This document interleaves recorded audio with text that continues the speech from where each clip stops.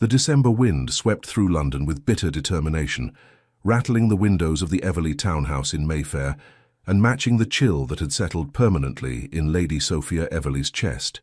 She stood before her bedchamber mirror, her lady's maid adjusting the elegant emerald gown that had once been her favourite. Now the sight of it only reminded her of the last time she had worn it, the night she discovered Lord Edmund Hartley, her betrothed, locked in a passionate embrace with her dearest friend, Lydia Pemberton, in the conservatory at Lady Ashworth's ball. 3 months had passed since that devastating evening, 3 months since her world had crumbled, 3 months since she became the subject of pitying whispers and barely concealed gossip throughout London society. "You look beautiful, my lady," her maid Mary said softly, fastening a pearl necklace around Sophia's throat. Sophia barely heard her. Her reflection showed a woman of 23, with auburn hair arranged in fashionable curls, grey eyes that had once sparkled with joy now dulled by betrayal, and features that society had always deemed handsome. But she felt hollow, as though the treachery had carved out something essential from within her. "Lady Sophia," her father's voice called from the hallway, "the carriage is ready. We must not be late to the Westbrook dinner party." Sophia closed her eyes briefly, gathering her composure. Tonight would be another trial, another evening of facing the Tun's curious stares, of maintaining her dignity while Edmund and Lydia flaunted their impending nuptials. Their wedding was scheduled for January, and the entire season had become an endless celebration of their union. The union built on the ruins of Sophia's trust. She descended the grand staircase of the Everleigh townhouse, where her father, Richard Everleigh, Earl of Ashford, waited with evident concern in his weathered features. He had aged in these past months, the scandal affecting him nearly as much as it had affected his daughter. "My dear girl," he said gently, offering his arm, "you need not attend if you are not ready. No one would fault you." "I will not hide, father," Sophia interrupted, her voice steady despite the tremor in her hands. "I have done nothing wrong. Let them stare, let them whisper. I will hold my head high." Pride was all she had left. She would not surrender it. The Westbrook residence blazed with candlelight, the sounds of string instruments and polite conversation drifting through the winter air as the Everleighs arrived. Sophia felt the familiar tightening in her chest as they entered, immediately drawing the attention of dozens of guests. And there, near the grand fireplace, stood Edmund and Lydia. Edmund was as handsome as ever, golden-haired, blue-eyed, with the confident bearing of a man who had never known genuine consequence for his actions. Lydia clung to his arm, radiant in pink silk, her dark curls framing a face that had once been as dear to Sophia as a sister's. Their eyes met across the room. Lydia had the grace to look away first, a faint blush colouring her cheeks. Edmund merely smiled, that same charming smile that had once made Sophia's heart race, before turning to whisper something in Lydia's ear that made her laugh. The sound was like broken glass against Sophia's nerves. "Come," her father murmured, guiding her toward a quieter corner of the drawing-room. "Let us find Lady Pemberton. She has been asking after you." But Sophia barely heard him. Her attention had been captured by a figure standing apart from the crowd, partially obscured by shadows near the terrace doors. A man, tall, broad-shouldered, with dark hair that fell slightly too long to be fashionable, and a face that seemed carved from Highland granite. He wore his formal attire with the air of someone deeply uncomfortable in such clothing, and his dark eyes surveyed the room with what appeared to be profound displeasure. "Who is that?" Sophia found herself asking. Her father followed her gaze. "Ah, that is William Devereux, Duke of Kingscote. Scottish, though his title comes through his English mother's line. He inherited extensive estates in both England and Scotland. Rarely comes to London, prefers his lands in the Highlands, from what I understand. I believe Lord Westbrook is his cousin, which would explain his presence tonight." Sophia studied the man with unexpected curiosity. There was something in his bearing, a deep weariness, a profound isolation, that resonated with her own fractured spirit. He looked as though he wished to be anywhere but here, surrounded by the artificial gaiety of London society. As if sensing her scrutiny, the Duke's gaze suddenly shifted, meeting hers across the crowded room. For a moment, the world seemed to still. His dark eyes held depths of pain that mirrored her own. A recognition passed between them, silent and profound. Here was someone else who understood what it meant to suffer, to be wounded by life's cruelties. Then someone moved between them, breaking the connection, and the Duke turned away, slipping through the terrace doors into the December night. Sophia found herself following before she could question the impulse. The terrace was bitterly cold, her breath forming clouds in the frigid air. The Duke stood at the stone balustrade, staring out over the frost-covered gardens, his powerful frame tense beneath his dark coat. "Your Grace," Sophia said softly, approaching with careful steps. "Forgive the intrusion, but you seemed in need of rescue from the festivities." He turned slowly, his dark eyes assessing her with unexpected intelligence. "As did you, Lady Sophia Everleigh," she supplied, executing a small curtsy. "The Earl of Ashford's daughter." Recognition flickered across his stern features. "Ah, you are the young woman who— Forgive me.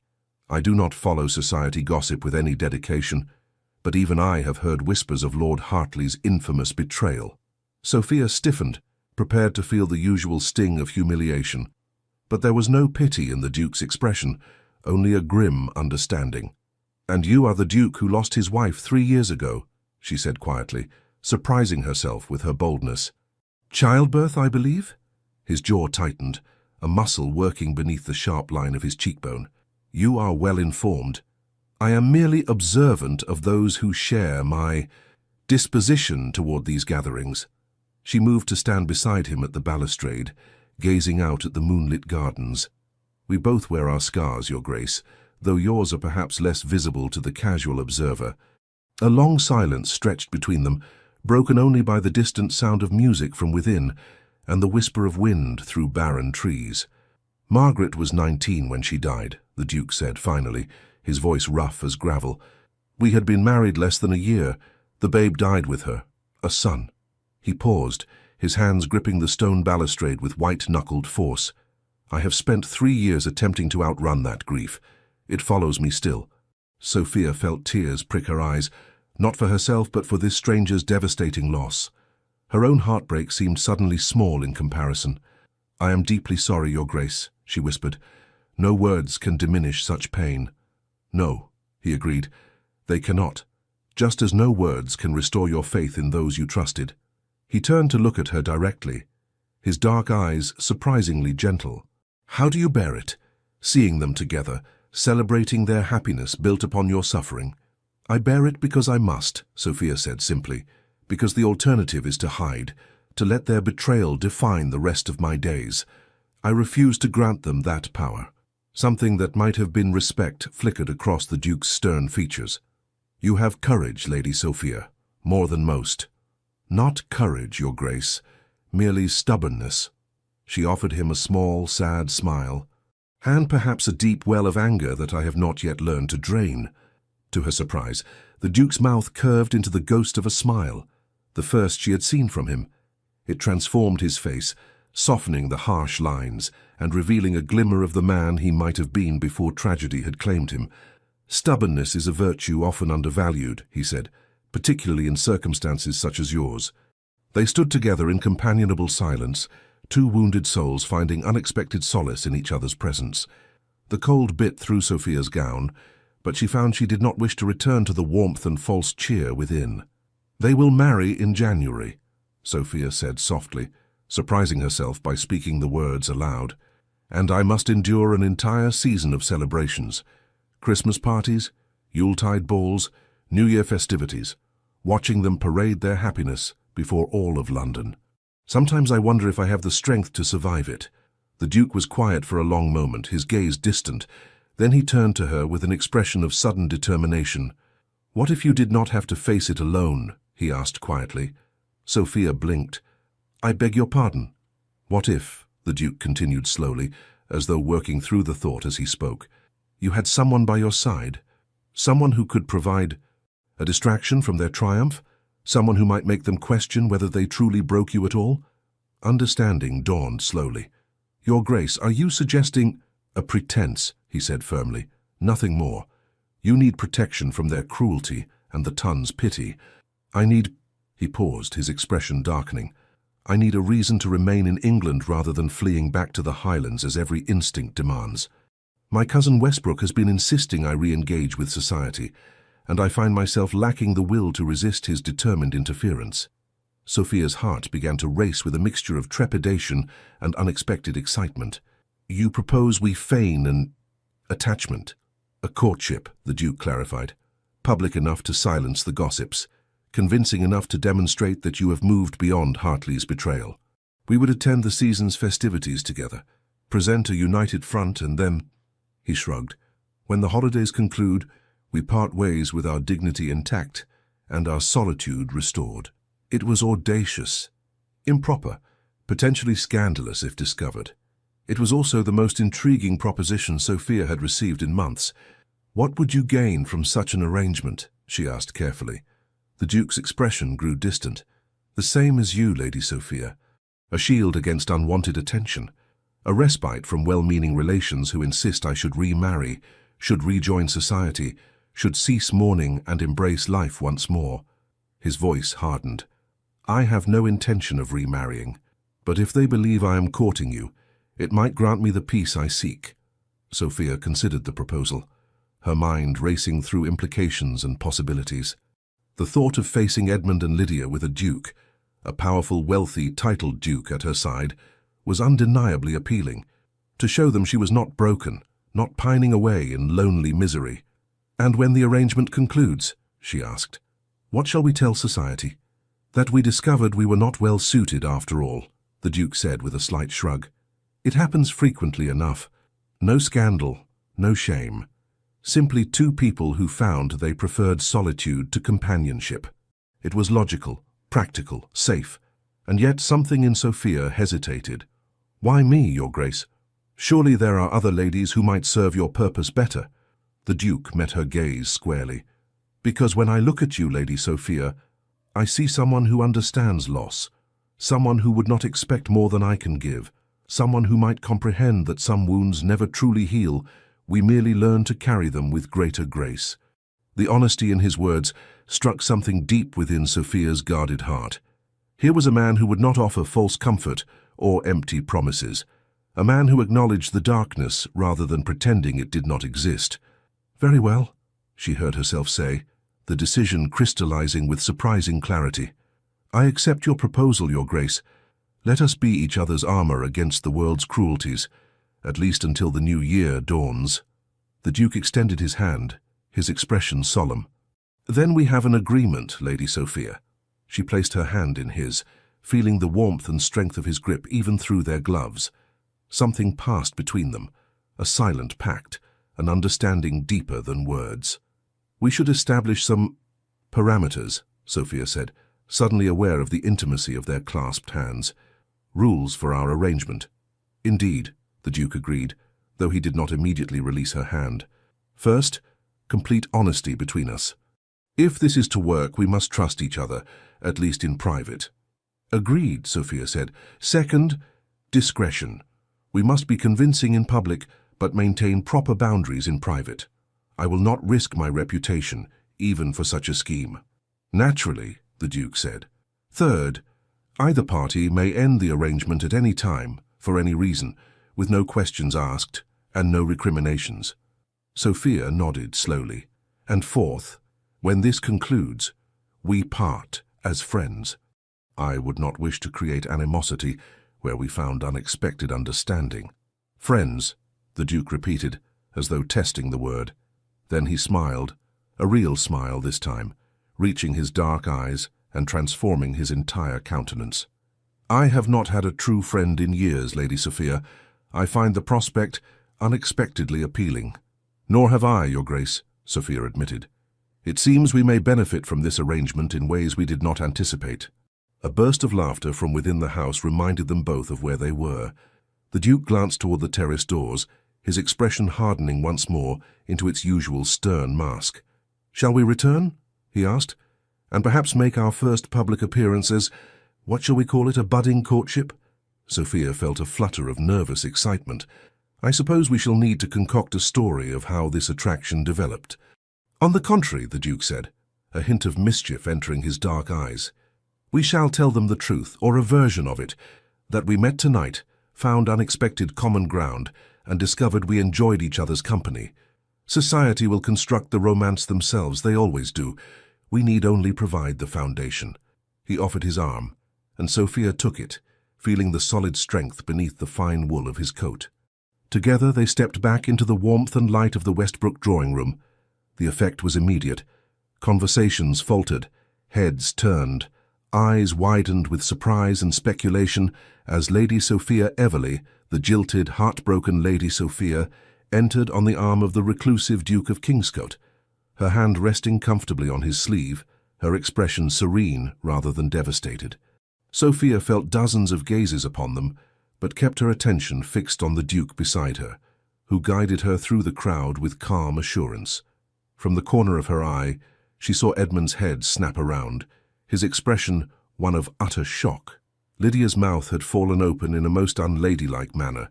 The sight sent a warm glow of satisfaction through Sophia's chest. "Lady Pemberton," the Duke said smoothly, as they approached an elegant older woman, "how delightful to see you again. May I introduce Lady Sophia Everley? Lady Sophia, the Dowager Countess of Pemberton has been attempting to marry me off to every eligible young woman in London for the past 3 years. I believe she will be greatly relieved to discover I have found someone suitable all on my own." Lady Pemberton's shrewd eyes darted between them, missing nothing. "Your Grace, what a surprise. And Lady Sophia, my dear, you look positively radiant this evening, quite recovered from recent disappointments, I see." "One discovers that disappointments often lead to unexpected opportunities, Lady Pemberton," Sophia replied with a gracious smile. "His Grace and I have found we have much in common." "Indeed?" Lady Pemberton's eyebrows rose. "How fortuitous, and how quickly these things develop in the winter season. When the connection is genuine, timing becomes irrelevant," the Duke said, his deep voice carrying just enough conviction to sound sincere. His hand covered Sophia's where it rested on his arm, a gesture of possession that did not go unnoticed by their rapt audience. Sophia felt her heart skip at the contact, surprised by how natural it felt. They spent the remainder of the evening together, the Duke never straying far from Sophia's side. He fetched her refreshments, engaged her in quiet conversation, and generally played the part of an attentive suitor with surprising skill. And Sophia found to her amazement that she was not merely performing. She genuinely enjoyed his company. He was intelligent, well-read, and possessed a dry wit that caught her off guard repeatedly. When she made a sardonic comment about Lady Ashworth's outrageous feathered headdress, the Duke's eyes lit with amusement, and he responded with an equally cutting observation about Lord Pemberton's unfortunate choice of waistcoat. They fell into easy banter, trading quiet jests that had Sophia pressing her hand to her mouth to stifle laughter. It had been months since she had laughed. The sensation was both foreign and wonderful. "You are quite good at this," Sophia murmured as they stood together near the punch bowl, watching the crowd with shared amusement. "At what?" the Duke asked, his attention seemingly focused on Lord Hartley, who kept glancing their way with barely concealed agitation. "Pretending," Sophia clarified. "You play the devoted suitor with remarkable conviction." The Duke's gaze shifted to her, his dark eyes unreadable. "Perhaps it requires less pretense than you imagine, Lady Sophia. I find your company genuinely agreeable, far more so than I anticipated when I fled to that terrace earlier this evening." Warmth flooded Sophia's cheeks. Thank you, Your Grace. I confess I feel the same." "William," he said quietly. "If we are to be friends, you should call me William, at least in private." "Then you must call me Sophia," she replied, a smile tugging at her lips. "In private, of course." "Of course," William agreed, his own mouth quirking slightly. "Sophia."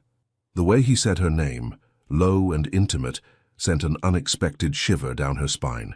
For a moment she forgot this was pretense, forgot this was merely a convenient arrangement.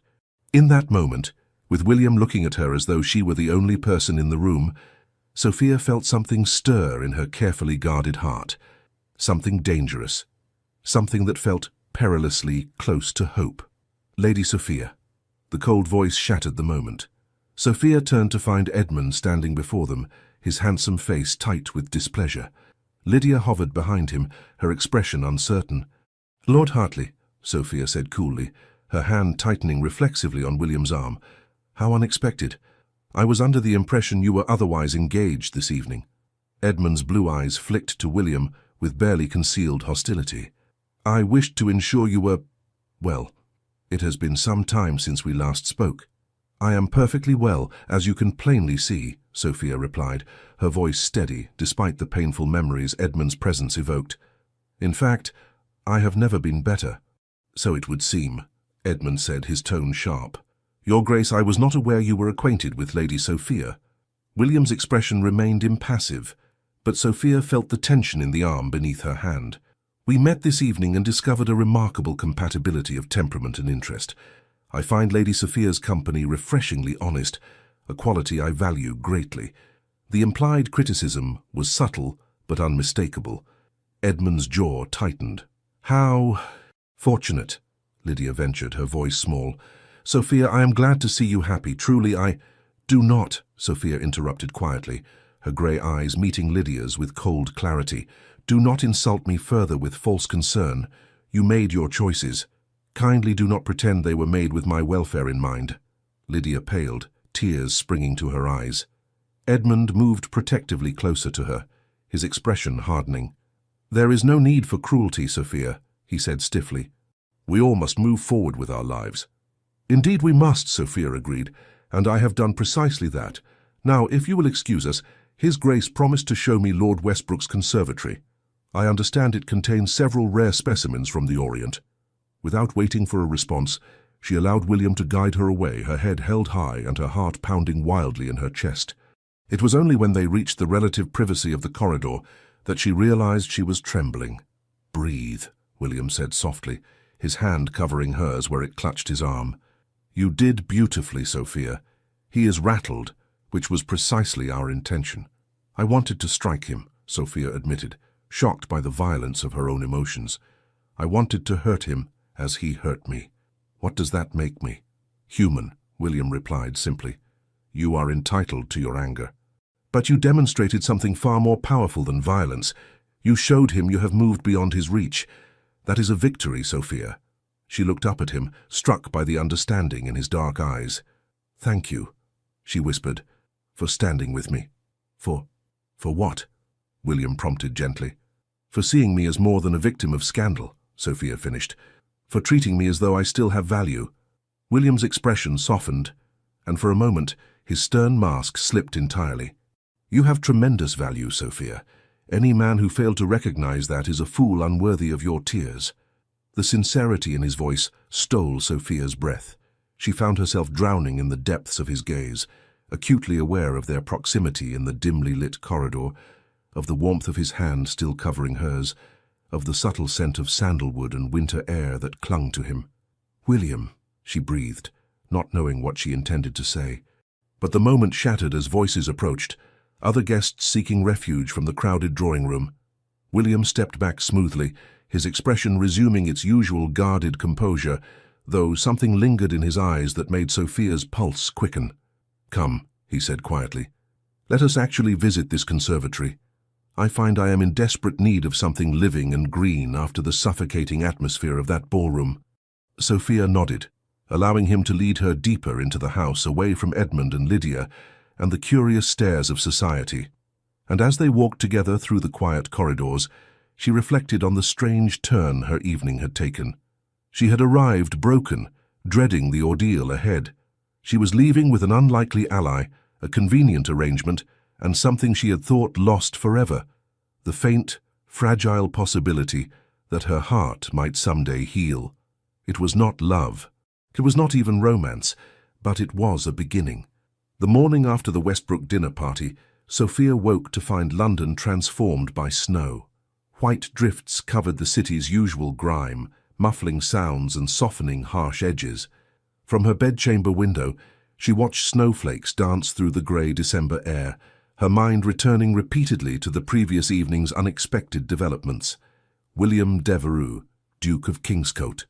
Their arrangement. The look in his eyes when he told her she had value. She pressed her fingers to her lips, recalling the almost overwhelming moment in the corridor when she had been certain, absolutely certain, that he might kiss her. And more troubling still, she had wanted him to. This would not do. The arrangement was practical, nothing more. She could not afford to mistake convenience for genuine affection. Not again. Not after Edmund. "My lady," Mary entered with a curtsy, carrying a silver salver. "A message has arrived from the Duke of Kingscote."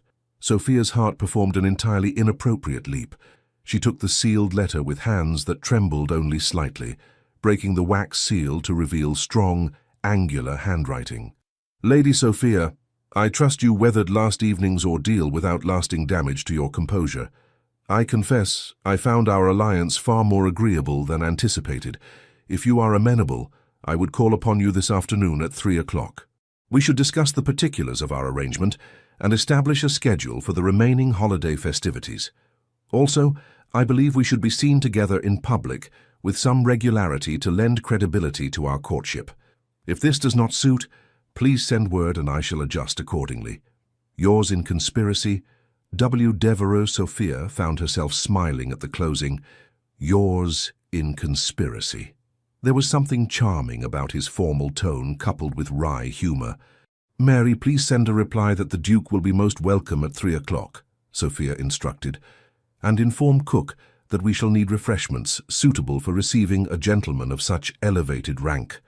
Mary's eyes widened with barely suppressed excitement. "Yes, my lady, oh my lady.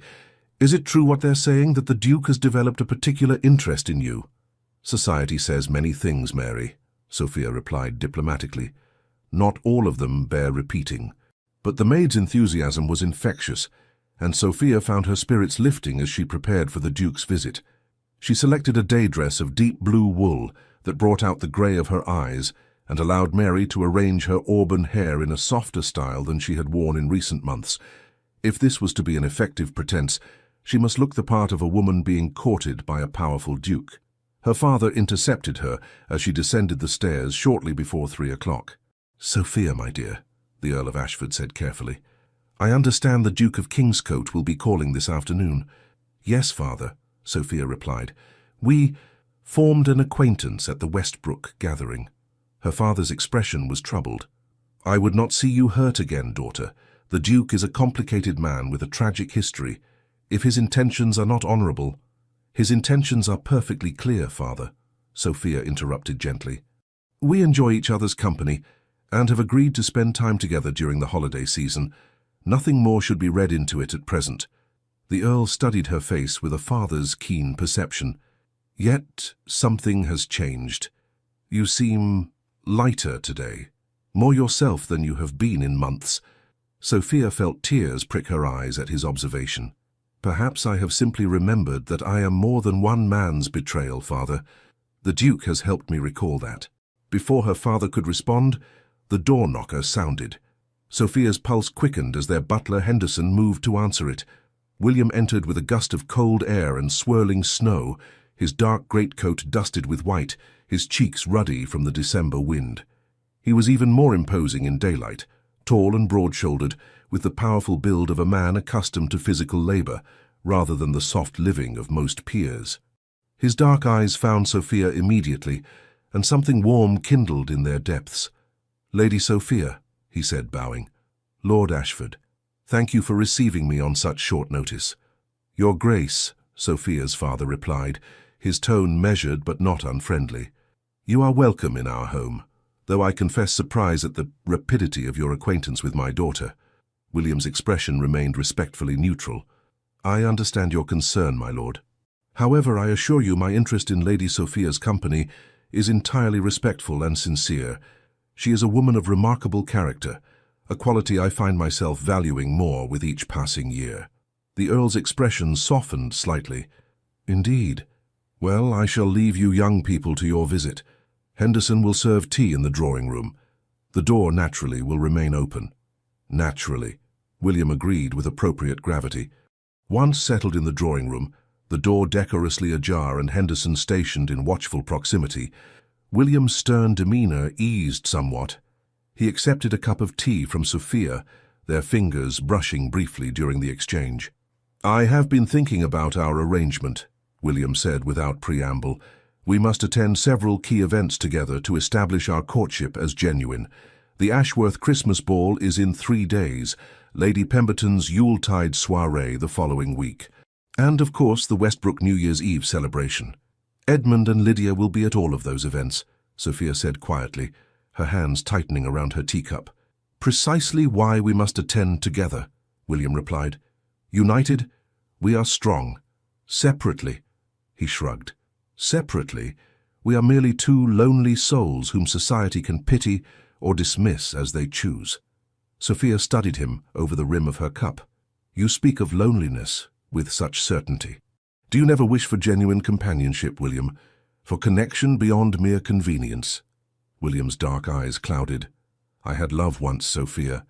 It was beautiful and brief, and ended in such devastation that I have no desire to risk it again. Margaret's death nearly destroyed me. I will not willingly place myself in a position to suffer such loss a second time. The raw honesty in his words made Sophia's chest ache. So, you have chosen isolation instead. I have chosen survival, William corrected gently. There is a difference. Is there? Sophia challenged. Or are we simply existing rather than living, protecting ourselves so thoroughly that we experience nothing at all? William set down his teacup with careful precision. You ask difficult questions, Sophia. We agreed to honesty between us, she reminded him. I will not pretend to understand the depth of your loss, William, but I do understand fear. I understand building walls so high that nothing, good or ill, can reach you. She leaned forward slightly, holding his gaze. But what if our arrangement could be more than mere pretense? What if we used this time to remember how to feel again, to laugh, to enjoy life's simple pleasures? Not romance, she added quickly, seeing alarm flicker across his features. But friendship, true friendship. William was silent for a long moment, his expression unreadable. Then slowly he smiled, that rare, genuine smile that transformed his entire countenance. You are a dangerous woman, Sophia Everleigh, he said softly. Very well. Let us attempt this experiment. Friendship without pretense, companionship without expectation. Can such a thing exist between a man and a woman? I suppose we shall discover the answer together, Sophia replied, returning his smile. Over the next hour, they discussed the logistics of their arrangement, which events to attend, how to manage inquiries from curious society members, what to do if either became uncomfortable with the situation. But gradually, their conversation drifted to other topics, books they had read, places they had traveled, Sophia's love of sketching, William's passion for improving his Highland estate's farming methods.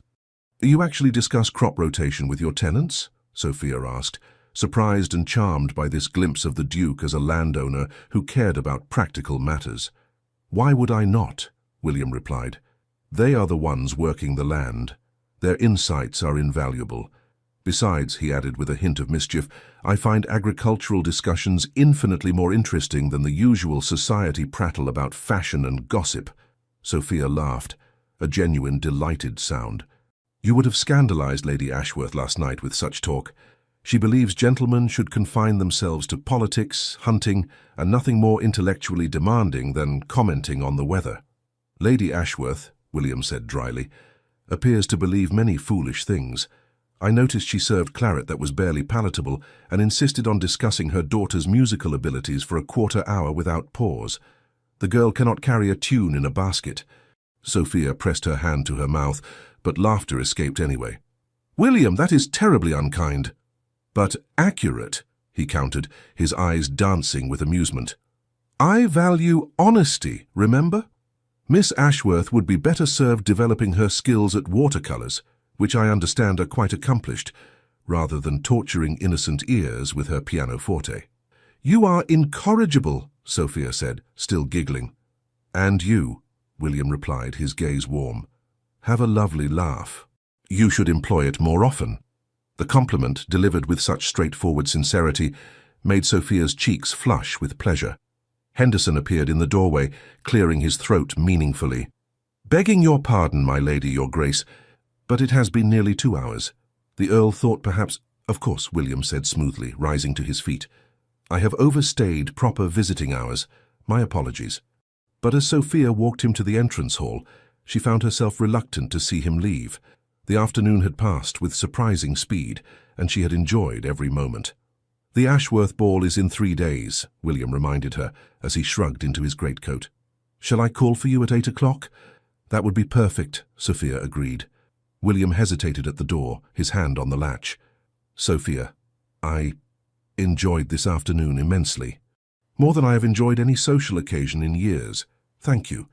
As did I, Sophia replied softly. Perhaps this arrangement will benefit us both in ways we did not anticipate. William's dark eyes searched her face, and for a breathless moment, Sophia thought he might say something more. But then he simply bowed, stepped out into the snowy afternoon, and was gone.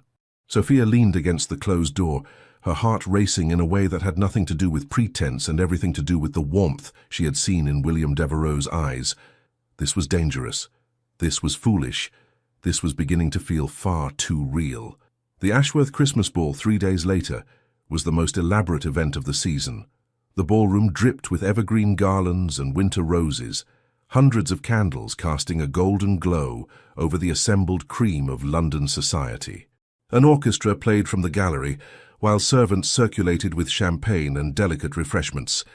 Sophia arrived on William's arm, wearing a gown of silver silk that shimmered like moonlight with each movement. She had taken particular care with her appearance tonight, and the approval in William's eyes when he first saw her had sent a thrill of pleasure through her entire being. "You are stunning," he had murmured, handing her into his carriage. "Every man in that ballroom will envy me tonight." "And every woman will be speculating about your intentions," Sophia had replied, though her heart sang at the compliment. Now, as they entered the glittering ballroom, Sophia felt the familiar weight of society's attention. But with William's solid presence beside her, his hand warm beneath hers where it rested on his arm, she found she could bear the scrutiny with grace. "Lady Sophia, your grace!" Lady Ashworth descended upon them like a ship under full sail, her ostrich plumes bobbing alarmingly. "What a delightful surprise! We had heard rumours, of course, but to see you together, how absolutely wonderful!" "Lady Ashworth," William said with impeccable courtesy, "your ball is magnificent as always. You have outdone yourself with the decorations." Lady Ashworth preened under the praise. "You are too kind, your grace. And Lady Sophia, my dear, you look positively radiant. Such a change from recent months. I dare say love agrees with you." Sophia felt her cheeks warm but managed a gracious smile. "You are very kind, Lady Ashworth." As they moved deeper into the ballroom, William leaned close to whisper, "Did you notice Lady Ashworth's necklace? I believe those emeralds are paste. The colouring is entirely wrong." Sophia bit her lip to suppress a smile. "William, you are terrible." "But accurate," he countered, echoing their earlier conversation. "I spent considerable time studying gemstones when selecting pieces for Margaret. I know quality when I see it." Before Sophia could respond, the orchestra struck up a waltz. William turned to her with a slight bow. "May I have the honour, Lady Sophia?" Sophia's breath caught. The waltz was still considered rather scandalous, intimate, daring, with the gentleman actually holding his partner close. To dance it together would make a bold statement about the nature of their relationship. "I would be delighted, Your Grace," she said, placing her hand in his. William led her onto the floor with confident grace, his hand settling at her waist, while his other hand clasped hers. As the music began, he swept her into the dance with surprising skill. "You waltz beautifully," Sophia said, breathless from both the movement and the proximity. "I would not have expected that a Scottish duke who prefers solitude would know how to dance," William finished, amusement colouring his tone. "My mother was English aristocracy. She insisted I master all the social graces, despite my preference for the outdoors and physical pursuits. I have not danced in 3 years, but apparently the body remembers." They moved together in perfect synchronization, William's strength guiding her effortlessly through the turns and sweeps of the waltz. Sophia found herself acutely aware of every point of contact, his hand at her waist, burning through the silk of her gown, his hand clasping hers, strong and warm, the mere inches separating their bodies as they spun across the floor. "Everyone is watching us," Sophia murmured, catching sight of the rapt faces surrounding them. "Let them watch," William replied, his dark eyes locked on her face. "Let them see that you have moved beyond Hartley's reach. Let them see that you are desired by someone who actually deserves you." The intensity in his gaze made Sophia's heart stutter. For a moment, the pretense fell away entirely, and she found herself drowning in the depths of William's eyes, wishing desperately that his words were more than performance. "William," she breathed, not knowing what she wanted to say. The waltz ended, but William did not immediately release her. They stood together in the center of the floor, the crowd's chatter seeming distant and unimportant. Then William blinked, as though breaking from a trance, and stepped back with appropriate formality. "Thank you for the dance, Lady Sophia," he said, his voice slightly rough. "The pleasure was mine, Your Grace," Sophia replied, struggling to regain her composure. As William escorted her from the floor, Sophia caught sight of Edmund and Lydia, standing near the refreshment table. Edmund's expression was thunderous, his jaw clenched as he watched them pass. Lydia simply looked sad, her eyes following Sophia with something that might have been regret. Sophia felt a surge of satisfaction. Let them watch, let them see what they had lost. But the satisfaction was fleeting, replaced by a far more troubling realization. She was no longer thinking about Edmund at all. Her every thought was consumed by the Duke at her side, by the way his eyes warmed when he looked at her, by the strength of his hand at her waist during their waltz. This was supposed to be pretense. When had it started to feel like something more? The evening progressed in a blur of dances, conversations, and stolen moments of private laughter with William. He was attentive without being suffocating, charming without being false, and his dry wit kept Sophia entertained throughout the evening. "Lord Pemberton's cravat is tied so elaborately he can scarcely turn his head," William observed during one dance. "I believe he mistakes discomfort for fashion." "Lady Hartwell's turban appears to be constructed entirely of dead birds," Sophia countered, entering into the game. "I count at least 3 species. 4, actually," William corrected with mock seriousness. "That blue feather is from a jay, quite out of season." Sophia dissolved into laughter, earning curious glances from nearby couples. She did not care.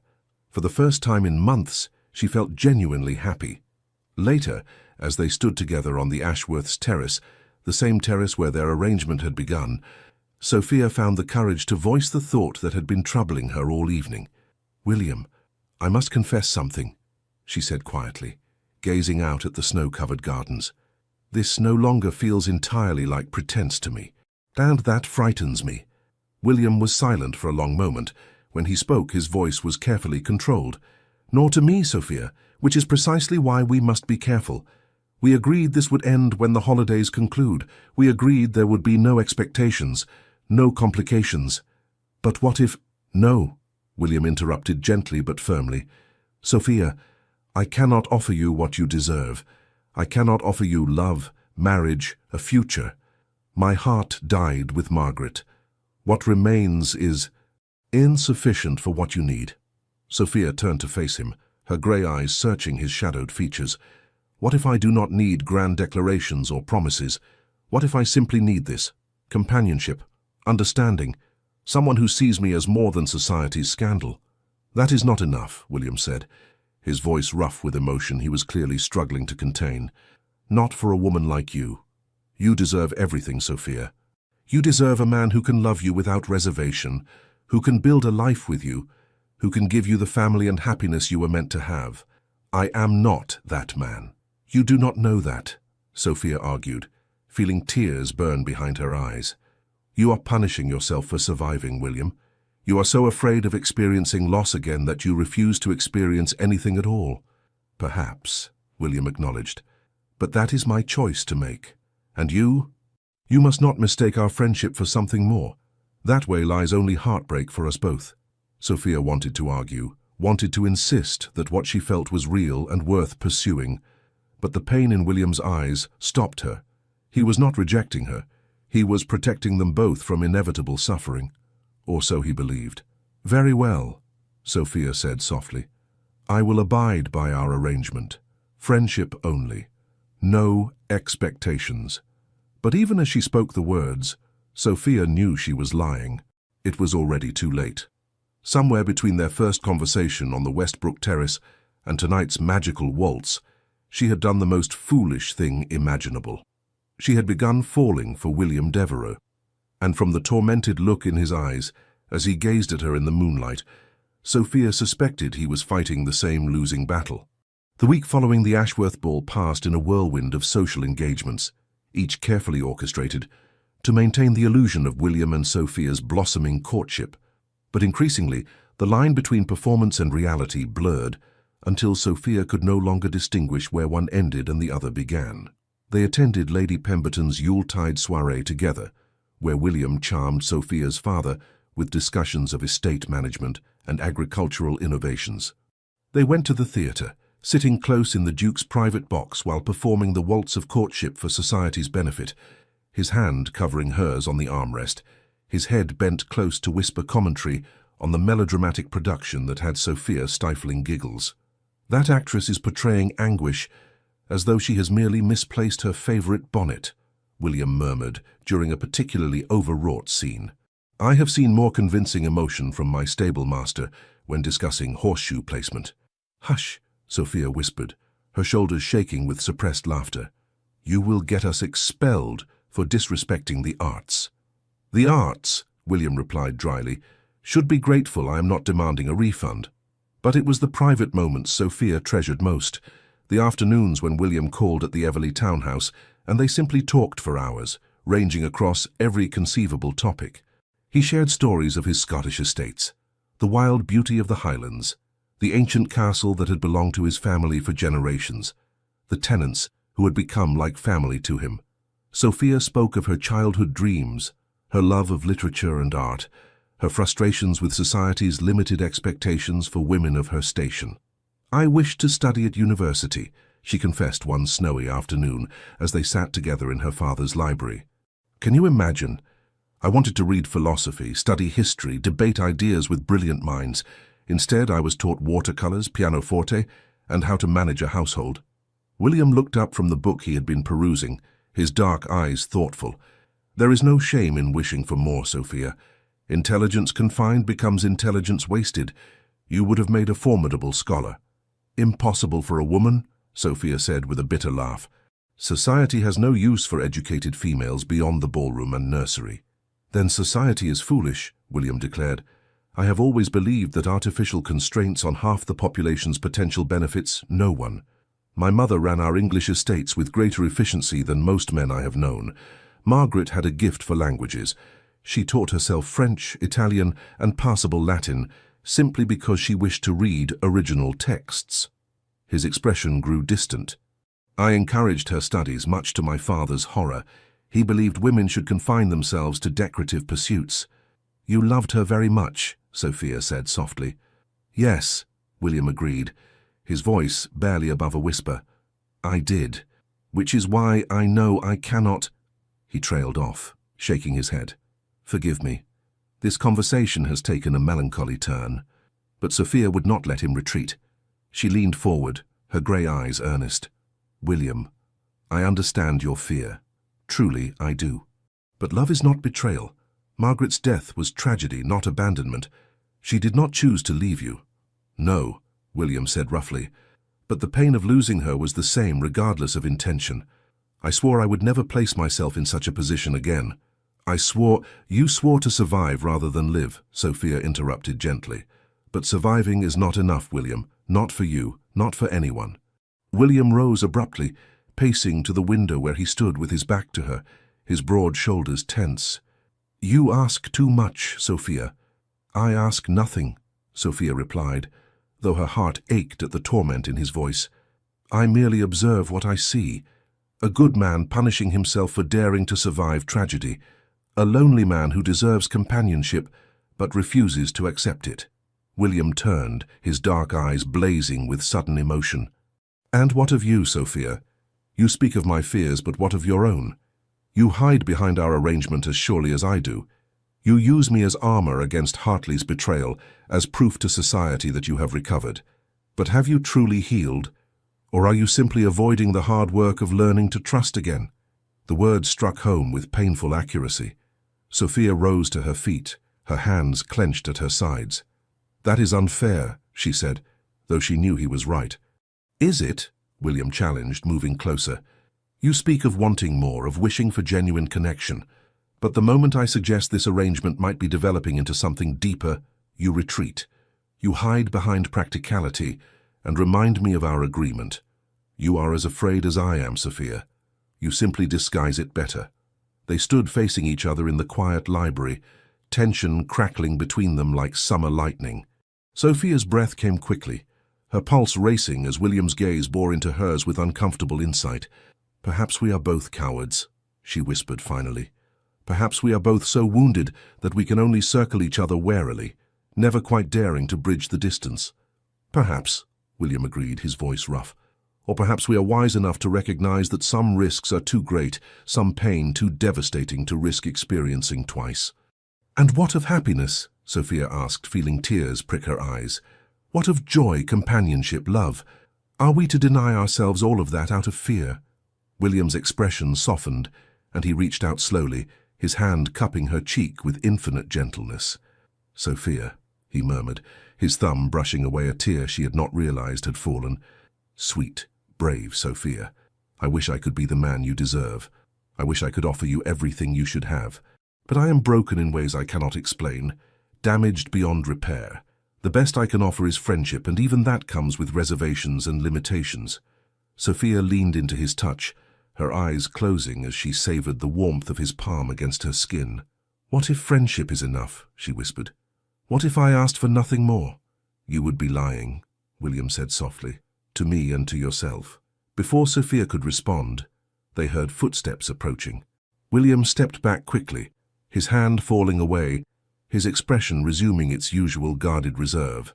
By the time Henderson appeared in the doorway, they were standing at a perfectly respectable distance, the charged atmosphere between them invisible to casual observation. "Begging your pardon, my lady, your grace," Henderson said, "but Lord Ashford requests Lady Sophia's presence in his study." "Of course," Sophia replied, her voice admirably steady despite the emotional turmoil roiling within her. "William, forgive me. We can continue our discussion another time." "There is nothing to forgive," William said formally. "I should take my leave in any case. Good afternoon, Lady Sophia." He bowed with perfect courtesy and departed, leaving Sophia standing alone in the library, her fingers pressed to the cheek he had touched, her heart in utter chaos. She was in love with him. The realization crashed over her with the force of a winter storm. She was completely, irrevocably in love with William Devereux, with his quiet strength, his unexpected humor, his fierce intelligence, and yes, even his deep wounds that mirrored her own. She loved him for seeing her as more than society's scandal. She loved him for challenging her, for making her laugh, for showing her that joy was still possible even after betrayal. And he had just told her, as clearly as words could convey, that he could never love her in return. Sophia pressed her hand to her mouth, stifling a sob. How had she been so foolish? How had she allowed herself to fall for a man who had explicitly warned her his heart was beyond reach? But even as despair threatened to overwhelm her, a small voice of defiance whispered in her mind. William had touched her face with trembling tenderness. He had looked at her as though she were something precious. He had called her brave and sweet and deserving. Those were not the actions of a man incapable of feeling. Those were the actions of a man fighting desperately against feelings he could not control. Perhaps, Sophia thought, straightening her spine and drying her tears, the question was not whether William could love again. The question was whether he would allow himself to love again, and whether Sophia had the courage to fight for him. Christmas Eve arrived in a flurry of snow and festive preparation. The Everleigh townhouse bustled with activity as servants hung evergreen garlands and holly, polished silver until it gleamed, and prepared for the intimate family dinner they would host that evening. Sophia moved through the preparations in a daze, her thoughts consumed by William. They had seen each other several times since their confrontation in the library, but something had shifted between them. The easy camaraderie had grown strained, weighted by unspoken emotions and careful distance. William was withdrawing. Sophia could feel it with every polite greeting, every formal bow, every conversation that remained firmly in safe territory. He was preparing to end their arrangement, to return to his Highland isolation when the new year dawned. The thought was unbearable. "Sophia, darling," her mother, Lady Catherine Everleigh, called from the drawing-room, "come look at the kissing bough, is it not lovely?" Sophia dutifully admired the traditional decoration, a sphere of evergreen branches adorned with ribbons, dried fruit, and the requisite sprig of mistletoe. In better times she might have found it charming. Now it merely reminded her of what she could not have. "It is beautiful, mother," she said, forcing a smile. Lady Catherine studied her daughter with a mother's keen perception. "You are unhappy, dearest. Is it Lord Hartley? I know seeing him with Miss Pemberton must be difficult, but—" "It is not Edmund," Sophia interrupted gently. "I confess I have scarcely thought of him in weeks." "Then it is the Duke," Lady Catherine said knowingly. "Oh, my dear girl, you have fallen in love with him." Sophia felt tears spring to her eyes. She had not confided in anyone, had carefully maintained the pretense that her relationship with William was merely a convenient arrangement. But mothers, it seemed, saw what others missed. "I have been such a fool," Sophia whispered. "He told me from the beginning that his heart was beyond reach. He warned me not to mistake friendship for more, and I fell in love with him anyway." Lady Catherine drew her daughter into a warm embrace. "Love is not foolish, Sophia. Love is the bravest thing we do, but tell me, does he care for you in return?" "I do not know," Sophia admitted against her mother's shoulder. "Sometimes I am certain he does. The way he looks at me, the way he touches my hand or offers his arm. But he is so guarded, so determined not to feel anything that might cause him pain." "He lost his wife," Lady Catherine said gently. "That is a wound that runs deep." "I know," Sophia said, "and I understand his fear. Truly, I do. But, Mother, he is condemning himself to a half-life. He is so afraid of experiencing loss that he refuses to experience anything at all. How do I reach a man who has built walls so high even he cannot see over them?" Lady Catherine pulled back, cupping Sophia's face between her hands. "You show him that love is worth the risk. You demonstrate through your actions that joy, even temporary joy, is preferable to the safety of numbness. And if he still cannot accept what you offer—" She paused, her eyes sad. "Then you must let him go, my darling. You cannot force someone to heal before they are ready." Sophia nodded, though the thought of letting William go felt like tearing out her own heart. That evening, as snow fell softly outside and candles cast a warm glow throughout the Everleigh home, there came an unexpected knock at the door. Henderson answered, returning moments later with surprise evident in his usually impassive features. "My lady, His Grace the Duke of Kingscote requests an audience on Christmas Eve," Henderson added, as though the timing itself were remarkable. Sophia's heart leaped. "Show him in immediately." William entered the drawing room, with snowflakes dusting his dark greatcoat, and an expression of such tortured emotion that Sophia's breath caught. He held a small wrapped package, which he clutched as though it were both precious and dangerous. "William," Sophia breathed, rising to her feet.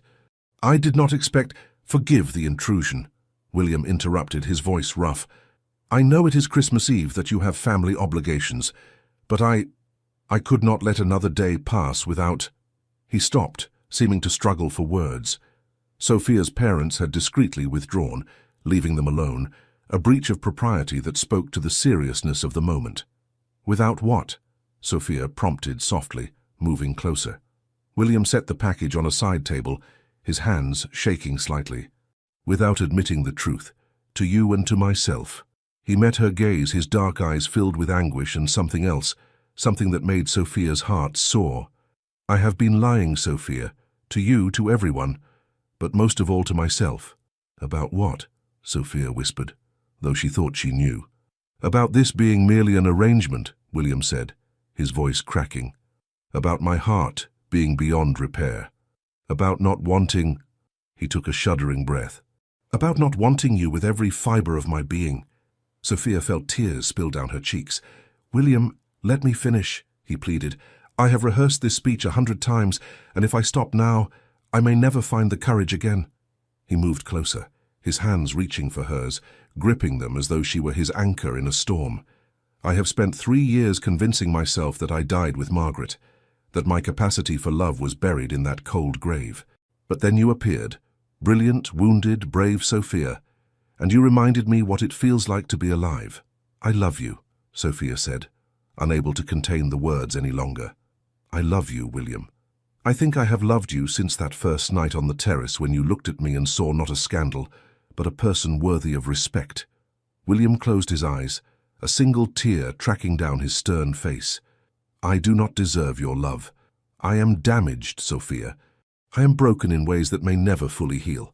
I still wake in the night haunted by memories of loss. I still fear that loving you will invite disaster, but I am more terrified of living the rest of my life without you than I am of any pain the future might bring." He released one of her hands to cup her face, his touch achingly gentle. "I love you, Sophia Everleigh. I love your courage and your intelligence and your terrible jokes about Lord Pemberton's cravats. I love the way you laugh without reservation and argue without fear. I love that you see my wounds and do not flinch from them. I love you, and I am asking, begging, for the chance to be the man you deserve." Sophia's heart was so full she thought it might burst. "You already are, William, you already are." And then finally, he kissed her. It was gentle at first, tentative, as though he feared she might dissolve like morning mist. But when Sophia responded, her hands sliding up to circle his neck, her lips parting beneath his, the kiss deepened into something profound and transformative. It was a promise and a confession, a claiming and a surrender. It was everything Sophia had dreamed of and more, passionate yet tender, desperate yet reverent. When they finally broke apart, both breathing heavily, William rested his forehead against hers. "Marry me," he whispered, "not as an arrangement, not as pretense, but truly. Be my wife, Sophia. Share my life, my homes, my future. Let me spend the rest of my days proving that you made the right choice in loving such a broken man." "You are not broken," Sophia said fiercely, her hands framing his face. "You are healing. And yes, William Devereux, I will marry you. I will be your wife and your partner and your friend. I will share your joys and your sorrows, your triumphs and your fears. I will love you until my last breath." William kissed her again, deeper this time, with all the pent-up longing and desperate hope of a man who had thought himself beyond redemption. When they finally drew apart, he retrieved the small package from the side table with trembling hands. "This belonged to my mother," he said, unwrapping it to reveal a delicate ring, a sapphire surrounded by diamonds that caught the candlelight like captured stars. "She gave it to me before she died, and made me promise to give it to the woman I loved. I thought I would never use it again after Margaret, but it belongs to you now, Sophia, if you will accept it." "It is beautiful," Sophia breathed, as William slipped it onto her finger, where it fit perfectly. "I am honored to wear it."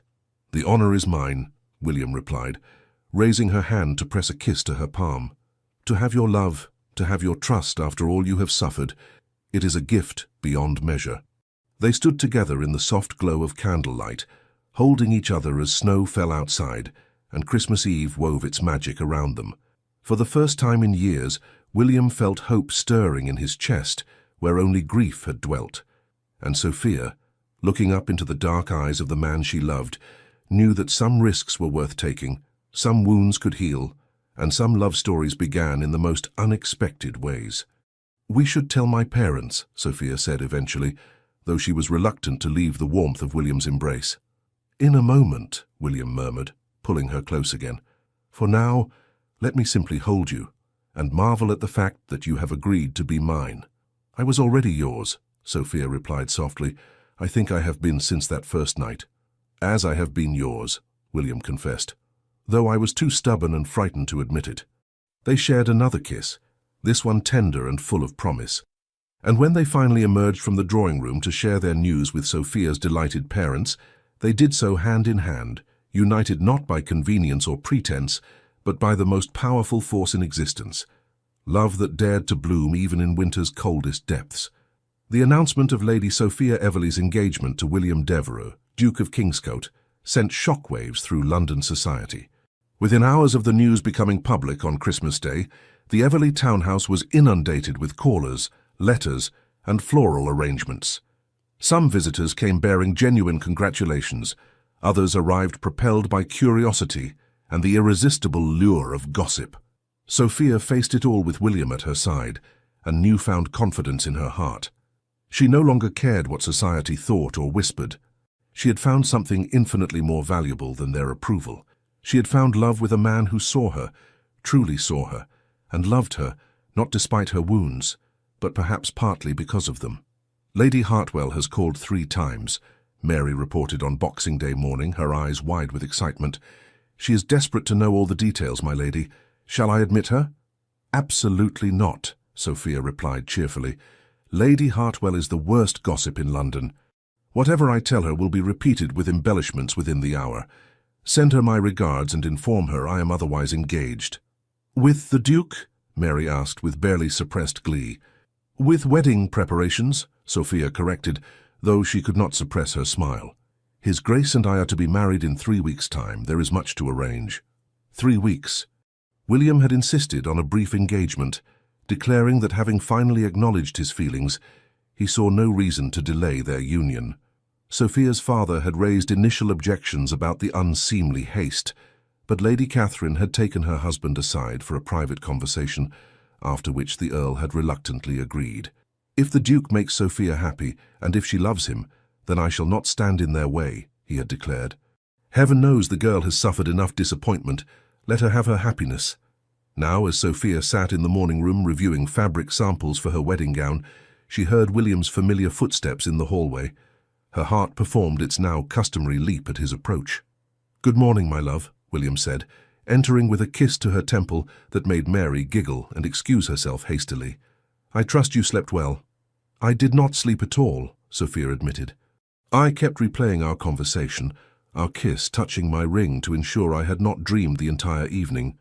William settled beside her on the settee, taking her hand in his. The sapphire caught the morning light, sending azure sparks dancing across the walls. "It was not a dream," he assured her softly, "though I confess to similar disbelief.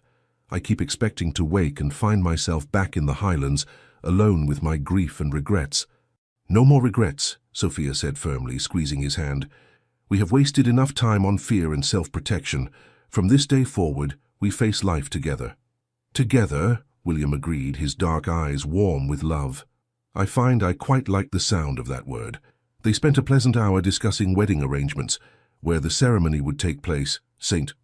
George's in Hanover Square, who would be invited, a small gathering to William's relief and Sophia's agreement, and where they would spend their honeymoon. "I thought we might travel to my Scottish estates," William suggested.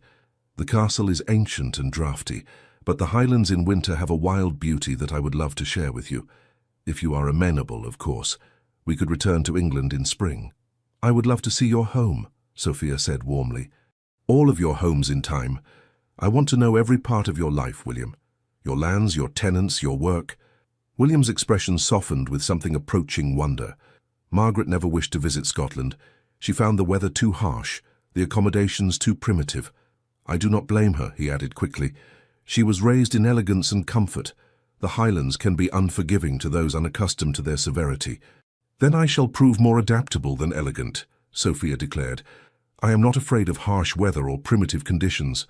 I am only afraid of not truly knowing the man I love." "You know me better than anyone," William said quietly. "You have seen my darkest moments, my deepest fears, and you have not retreated. That is a gift beyond price, Sophia." Their tender moment was interrupted by Henderson's discreet cough from the doorway. "Begging your pardon, my lady, your grace," the butler said, "but Lord Edmund Hartley has called and insists on seeing Lady Sophia. He says it is a matter of great urgency." Sophia felt William tense beside her, his hand tightening protectively over hers. She met his gaze and saw the question there. Did she wish to see her former betrothed? "Show him in," Sophia said calmly. "Let us hear what Lord Hartley considers urgent." Edmund entered the morning room with the uneasy air of a man venturing onto hostile territory.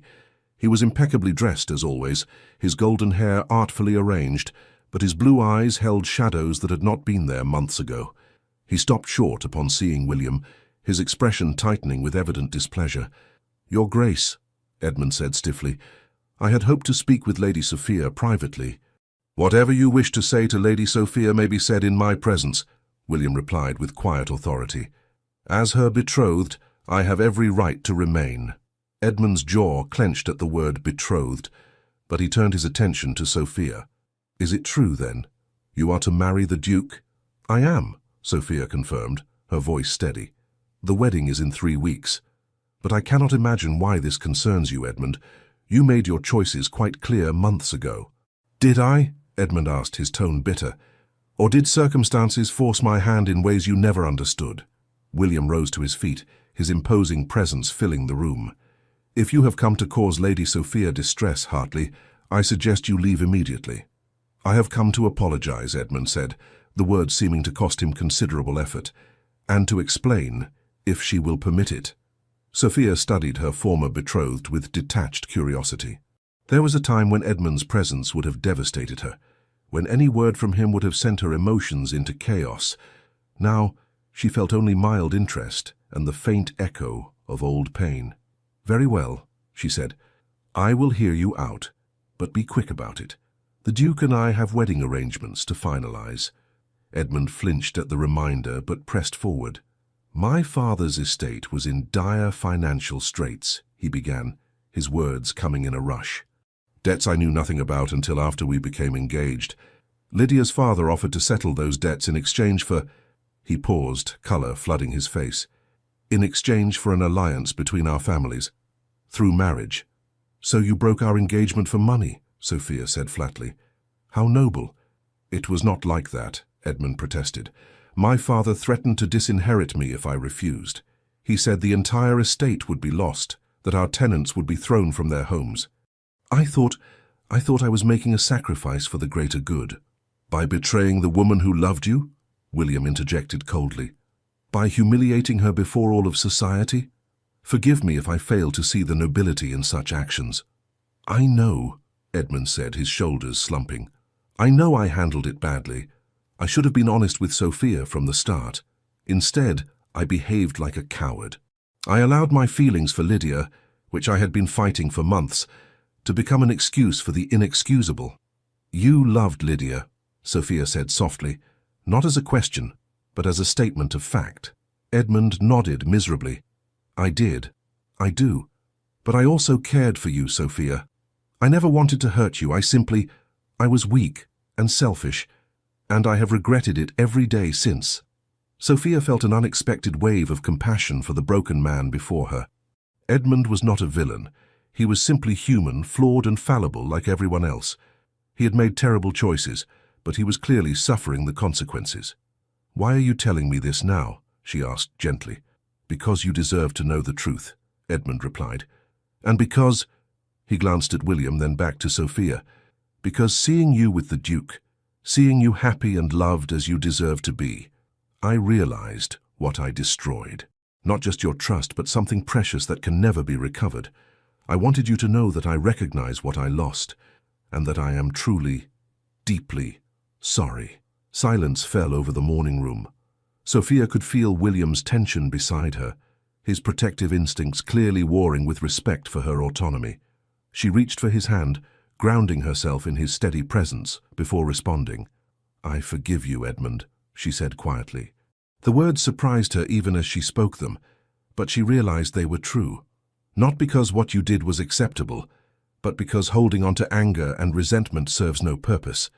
You made choices that caused me tremendous pain, but those choices also led me here to William, to a love I never imagined possible. Perhaps everything happened as it was meant to." Edmund's eyes glistened with unshed tears. "You are far more generous than I deserve, Sophia. The Duke is a fortunate man." "Yes," William agreed without hesitation. "I am. More fortunate than I ever thought to be again." Edmund moved toward the door, then paused. "I hope you will both be very happy. Truly, you deserve it." After he departed, Sophia remained silent for a long moment, processing the unexpected encounter. William pulled her gently into his arms, his chin resting atop her head. "Are you well?" he asked softly. "That cannot have been easy." "I am more than well," Sophia replied, her voice filled with wonder. "I realize something just now, William. I feel free. For months, Edmund's betrayal has been a weight I carried, a wound that would not heal. But today, facing him, I felt only pity and a strange sort of gratitude. His choices freed me to find you." "Then perhaps I should thank him," William said dryly, "though I still maintain he is a fool and a coward." Sophia laughed, the sound bright and joyful. "He is both those things, but he is also human, and therefore capable of both error and growth. I hope he and Lydia find happiness together. They certainly caused enough upheaval in pursuit of it." "You are remarkable," William murmured, tightening his embrace. "Your capacity for forgiveness, for seeing the best in people even after they have wronged you. It humbles me, Sophia." We all make mistakes, Sophia said simply. I would rather choose compassion than bitterness. Life is too short for anything else. The Westbrook New Year's Eve ball arrived, with all the grandeur and spectacle expected of the season's final great event. The ballroom was draped in silver and gold, hundreds of candles, creating a magical atmosphere as London's elite gathered to bid farewell to 1804 and welcome 1805. Sophia arrived on William's arm wearing a gown of midnight blue silk that made her grey eyes luminous. She wore the Kingscote sapphire proudly, drawing admiring and envious glances in equal measure. But she cared nothing for the attention. Her every thought was focused on the man beside her, her betrothed, her love, her future. "This shall be our last performance," William murmured as they entered the ballroom. "After tonight we need never attend another society gathering if you do not wish it." "I do not mind them so much any more," Sophia replied, surprising herself with the truth of it. "When I have you beside me, even Lady Ashworth's ostrich plumes become bearable." William's laugh, a genuine, unguarded sound of pure joy, turned several heads. The reclusive Duke was laughing, in public. The ton would gossip about it for weeks. They danced the first waltz together, moving in perfect harmony as they had at the Ashworth ball. But this time there was no pretense, no careful distance. William held Sophia close, his dark eyes locked on her face with open adoration that made her heart soar. "I love you," he whispered, as they turned across the floor. "I shall never tire of saying those words." "And I shall never tire of hearing them," Sophia replied, her smile radiant, "though I confess I prefer hearing them in private, where I can properly demonstrate my response." William's eyes darkened with desire and promise. "Soon, my love. In 3 weeks you will be my wife, and I shall spend every day showing you how deeply I cherish you." The evening progressed in a blur of music, conversation, and celebration. Sophia noticed Edmund and Lydia across the room. They appeared to be arguing in heated whispers, but she felt no satisfaction in their evident discord. She simply felt indifferent. That chapter of her life had closed completely. As midnight approached, guests gathered in the ballroom, champagne in hand, counting down the final seconds of the old year. Sophia stood wrapped in William's arms, her back against his broad chest, his hands clasped over hers. 10, 9, 8. "This time last year I thought I would never feel happiness again," William murmured in her ear. "I was convinced my life had ended with Margaret's death. 7, 6, 5. "And I thought Edmund's betrayal had destroyed my capacity for trust," Sophia replied softly. 4, 3, 2. "We were both wrong," William said. "We were not destroyed. We were simply waiting. 1. Happy New Year." As the ballroom erupted in cheers and celebration, as the orchestra struck up Auld Lang Syne, William turned Sophia in his arms and kissed her with a passion that drew whistles and applause from the crowd. Sophia kissed him back without restraint, no longer caring about propriety or appearances. This was her love, her future, her everything. When they finally broke apart, both breathless and grinning, Sophia noticed that Edmund and Lydia had departed. In fact, she realized with some surprise she could not recall exactly when they had left. They simply did not matter anymore. "Come," William said, taking her hand. "Let us slip away from this crush. I wish to begin the new year with you alone." They made their way to the terrace, the very terrace where their arrangement had begun weeks ago. But everything had changed since that cold December night. The pretense had become truth. The convenient alliance had blossomed into love. 2 wounded souls had found healing in each other's arms. The terrace was empty, the other guests preferring the warmth indoors. Snow drifted lazily from the dark sky, settling on the stone balustrade and dusting their hair with white. London spread before them, its chimneys smoking, its windows glowing with candlelight. "This is where it began," Sophia said softly, "where you proposed our arrangement." "The best decision I ever made," William replied, pulling her close. "Even when I told myself it was merely practical, my heart knew the truth. I was already falling for you, Sophia. I simply lacked the courage to admit it." "And now?" Sophia asked, looking up at him with love shining in her eyes. "Now I am the most fortunate man in England," William declared. "I have you, I have love. I have a future I never thought to claim again. You have given me back my life, Sophia." "You have given me mine," Sophia countered. You showed me that betrayal need not define me, that I could still trust, still love, still hope. We saved each other, William. Then let us continue saving each other, William said, his voice rough with emotion. Every day, for the rest of our lives. He kissed her again, tender and reverent, a kiss that spoke of promise and devotion and forever. And as snow fell around them and the new year began, Lady Sophia Everleigh and William Devereux, Duke of Kingscote, held each other close and made silent vows that would last a lifetime. 3 weeks later, on a bright January morning, they married in St. George's Church before a small gathering of family and close friends. Sophia wore ivory silk and carried winter roses. William wore formal attire that could not quite contain his powerful frame, his dark eyes never leaving his bride's face throughout the ceremony. When the vicar pronounced them husband and wife, William kissed Sophia with such tender joy that several ladies in attendance dabbed at their eyes with handkerchiefs. Even Lord Ashford, who had harboured reservations about the hasty courtship, found himself moved by the obvious love between his daughter and her new husband. At the wedding breakfast, toasts were offered and speeches made, but the words Sophia treasured most were whispered privately by her husband as they prepared to depart for Scotland. "Thank you," William said, his forehead resting against hers. "Thank you for being brave enough to love me, for being patient enough to wait for me to find my courage, for giving me a second chance at happiness." "We gave each other a second chance," Sophia corrected, her hands cupping his beloved face. "And I promise you, William Devereux, that I shall spend the rest of my days making certain you never regret it."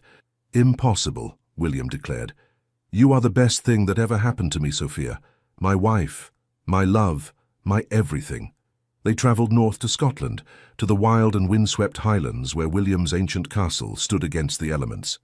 Sophia fell in love with the rugged beauty of his homeland, with the purple heather and grey stone, with the tenants who greeted their duke and his new duchess with genuine affection. In the castle's great hall, warmed by massive fires and surrounded by centuries of history, William and Sophia began building their life together. They read books in the library on stormy afternoons. They rode across the moors on brisk mornings, racing each other with competitive zeal. They walked hand in hand through snow-covered gardens, talking for hours about everything and nothing, and at night in the vast ducal bed, they discovered the joy of physical intimacy alongside emotional connection. William was a tender and passionate lover, attentive to Sophia's needs and responses, and she bloomed under his care. The wounds they had both carried began to heal, replaced by love's gentle medicine. Months passed in a blur of happiness.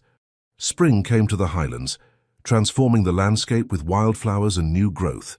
Sophia sketched the changing scenery while William worked with his tenants on planting schedules and improvements. They entertained occasionally. William's cousin Westbrook visited, as did Sophia's parents. But mostly they revelled in each other's company and the peace they had found. In late spring, Sophia discovered she was carrying William's child. The news sent William into a panic initially, memories of Margaret's death returning with devastating force. He hovered over Sophia with anxious concern, forbidding her from riding or walking too far or engaging in any activity he deemed potentially dangerous. "William," Sophia said gently one evening as they sat together in the library, "you must stop treating me as though I am made of spun glass. I am healthy and strong. Our child is growing well. You cannot protect me from every possible danger." "I cannot lose you," William said, his voice breaking. "Sophia, if anything happened to you, I would not survive it. I love you too much." Sophia took his hands in hers, holding them firmly. "Nothing will happen to me. I have an excellent physician, a healthy constitution, and a stubborn determination to meet our child. But even if something did go wrong, which it will not, you would survive, William. Because that is what we do. We survive. We endure. And we love each other through whatever comes." "You are braver than I," William admitted. "No," Sophia corrected. "I simply trust that life, despite its occasional cruelties, is fundamentally worth living. You taught me that, William. You taught me that taking risks, opening one's heart, loving despite the possibility of loss, these things are what make us human. They are what make life meaningful." William pulled her into his arms, holding her with careful tenderness. "You are my greatest teacher, Sophia, and I promise I will try to be worthy of your courage." In December of 1805, exactly 1 year after they met, Sophia gave birth to a healthy son. William was present throughout the ordeal, scandalizing the midwife but refusing to leave his wife's side, and when he held his newborn son for the first time, tears streamed openly down his face. "He is perfect," William whispered, gazing at the tiny, red-faced infant with absolute wonder. "Sophia, he is absolutely perfect. He looks like you," Sophia said weakly but happily from the bed. "Same dark hair, same stubborn chin." "Thank God he has your nose," William replied, moving to sit beside his wife, their son cradled carefully between them. "Mine is far too prominent. They named him Thomas William Devereux, heir to the Duchy of Kingscote."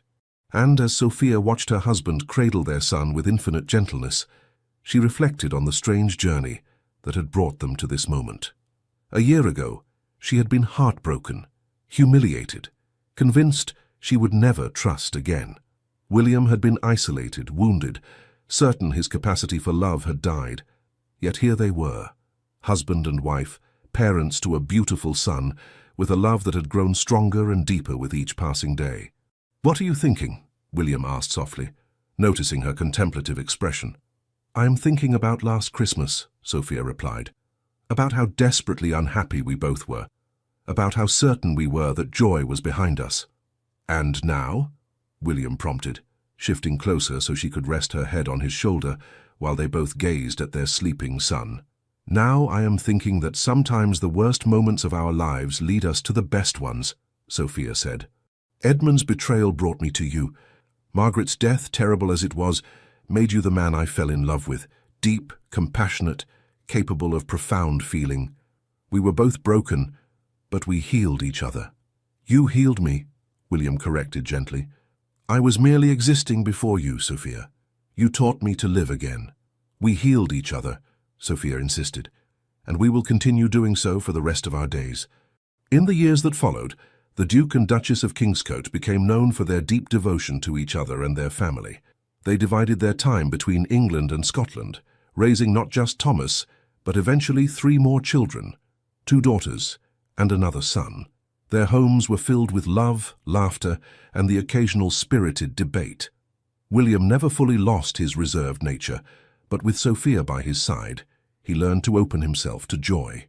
He smiled more freely, laughed more often, and gradually allowed others past his carefully constructed walls. Sophia continued to bloom as the Duchess, using her position to advocate for education for girls and improved conditions for tenant farmers. She never lost her sharp wit or her artist's eye, and she taught all their children to value both intelligence and compassion. They encountered Lord Edmund Hartley and his wife Lydia occasionally over the years. The meetings were civil, even cordial. Edmund's marriage had proven rocky, more obligation than passion, but they made it work. There was no animosity between the couples, merely the distant politeness of people whose lives had briefly intersected before diverging onto different paths. Years later, when Sophia was grey-haired and William's dark hair was streaked with silver, they returned to the terrace where their story began. Their oldest son was preparing to marry, and the Westbrook New Year's Eve ball was once again the culmination of the holiday season. "Do you remember?" William asked, pulling his wife close as they had stood so many years before. "Do you remember when we were frightened, wounded young people who thought happiness was beyond our reach?" "I remember a duke who proposed a convenient arrangement," Sophia replied with a smile. "And a foolish young woman who agreed, not knowing she was agreeing to a lifetime of love." "Not so foolish," William said, kissing her temple. "You saw what I could not, that taking the risk was worth it, that opening our hearts, despite our fears, would lead to something beautiful." "We have been very fortunate," Sophia agreed, leaning into her husband's familiar warmth. "No," William corrected, echoing words she had once spoken to him. "We gave each other a second chance. And we chose every day to love courageously despite our fears. That is not fortune, my darling, that is bravery." As midnight approached and a new year prepared to dawn, the Duke and Duchess of Kingscote stood together on that same terrace where their love story had begun. Their children and grandchildren celebrated inside. Their love, tested by time and strengthened by trials, had become the foundation for a family built on respect, affection, and unwavering devotion. They had both needed something that Christmas of 1804. Sophia needed a shield against society's pity and judgment.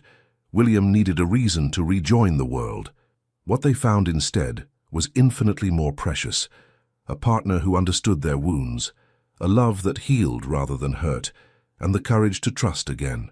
As the clock struck midnight and a new year began, William Devereux kissed his wife with the same passion and devotion he had shown on their wedding day. Anne Sophia Devereux, once the heartbroken Lady Sophia Everleigh, kissed him back, grateful every day for the Christmas miracle that had brought them together. Some stories end with happy endings. This one began with a convenient arrangement and became a love story for the ages. Proof that even the most wounded hearts can heal, that trust can be rebuilt, and that sometimes, when we need something most desperately, life gives us not what we asked for, but exactly what we needed all along.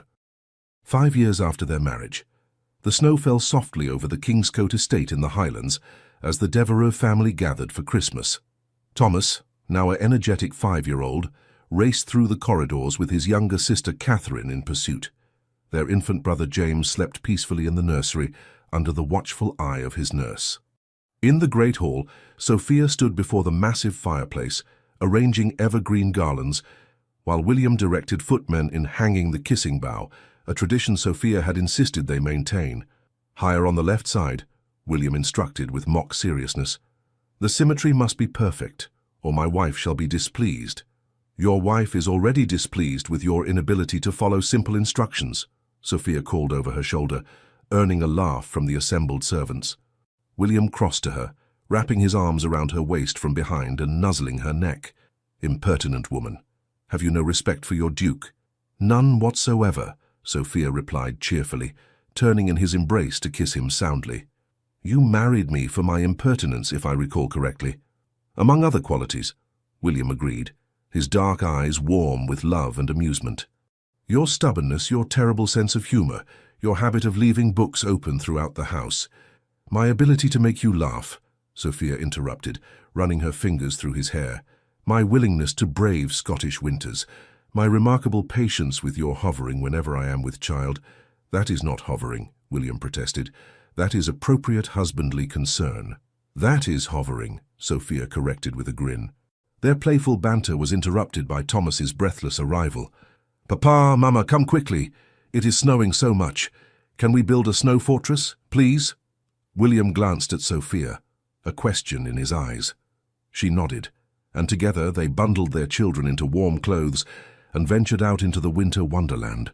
They spent the afternoon building an elaborate snow fortress, staging epic snowball battles that had all of them rosy-cheeked and laughing.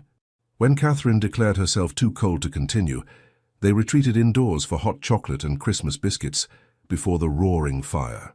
That evening, after the children were tucked into bed and the house had settled into peaceful quiet, William and Sophia stood together in the library, the same library where Sophia had once confronted William about his fears. "Do you ever regret it?" William asked softly, pulling his wife close. "Choosing me instead of a younger man without such complicated history?" "Never," Sophia replied firmly. "Not for a single moment. You are the love of my life, William Devereux. Everything I endured, Edmund's betrayal, the humiliation, the pain, led me to you. I would suffer it all again for the gift of being your wife." "You are far too good to me," William murmured, kissing her forehead. "Nonsense," Sophia declared. "I am exactly as good to you as you deserve, which is exceptionally good indeed."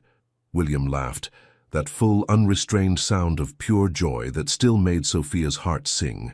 "I love you, Sophia Devereux, more than words can possibly express."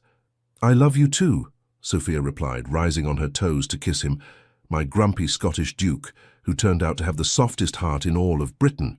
"I am not grumpy," William protested half-heartedly. "You are absolutely grumpy," Sophia countered, "but only I am allowed to say so." As they stood together in the warm glow of firelight, surrounded by evidence of the life they had built together, Sophia reflected once more on the journey that had brought them here.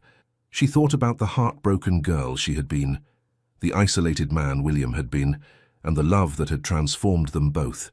Sometimes, she thought, the best Christmas gifts come wrapped in the most unexpected packages.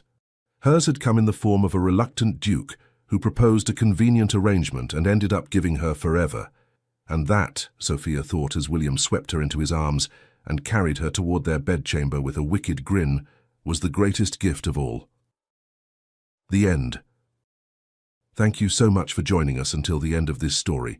If you felt moved by Sophia and William's journey from heartbreak to healing, please like, comment, share, and subscribe to our channel. From the bottom of our hearts, we thank you for supporting our stories. Your love keeps us inspired to create more tales full of passion, redemption, and true love. At the end of this video, you'll see a suggestion for another story from our channel. Click and be surprised by more emotional journeys like this one. With all our gratitude, the Legends of the Fall Team.